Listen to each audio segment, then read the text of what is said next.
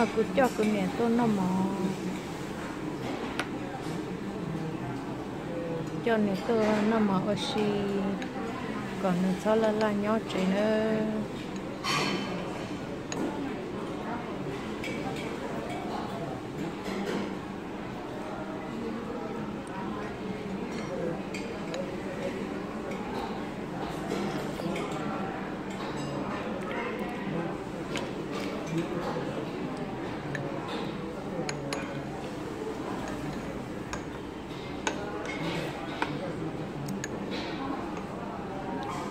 Okay, you all set? thank you Hi, how are you?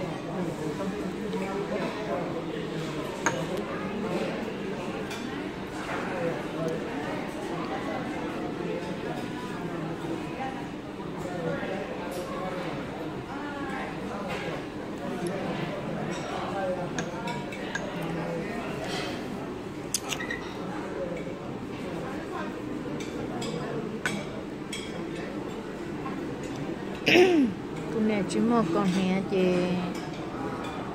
ủa rồi mà qua đi cho tụi này nó xin nên nó tăng cái ở thì chỉ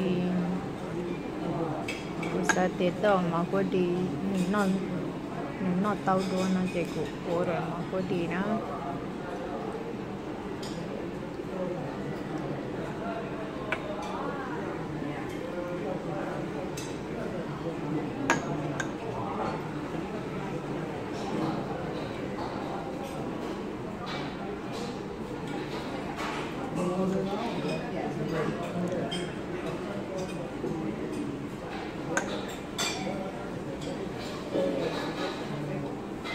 ông nói cứ cho nữa một quan này đã ID theo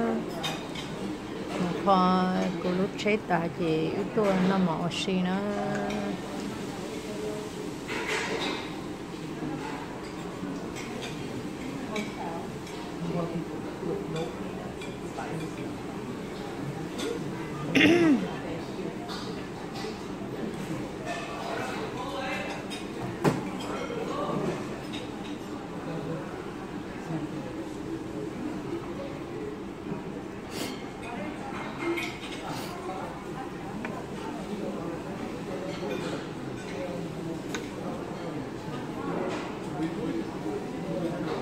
tao y văn thì tao nói là mà cũng nhà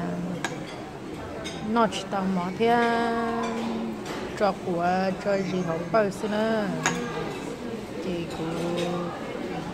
cho cũng nhà mà khó khó không mỏ theo mua chua nó đau cho cũng nhà nó thì cô mỏ cho cũng nhà nó thế chị cũng nhà y nhiều mua rồi nữa cũng thế cho cũng nhà tôi nó mỏ được nó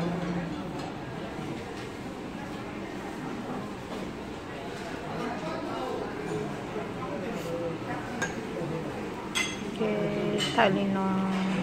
tao sai xin nữa rồi nó mỏ nữa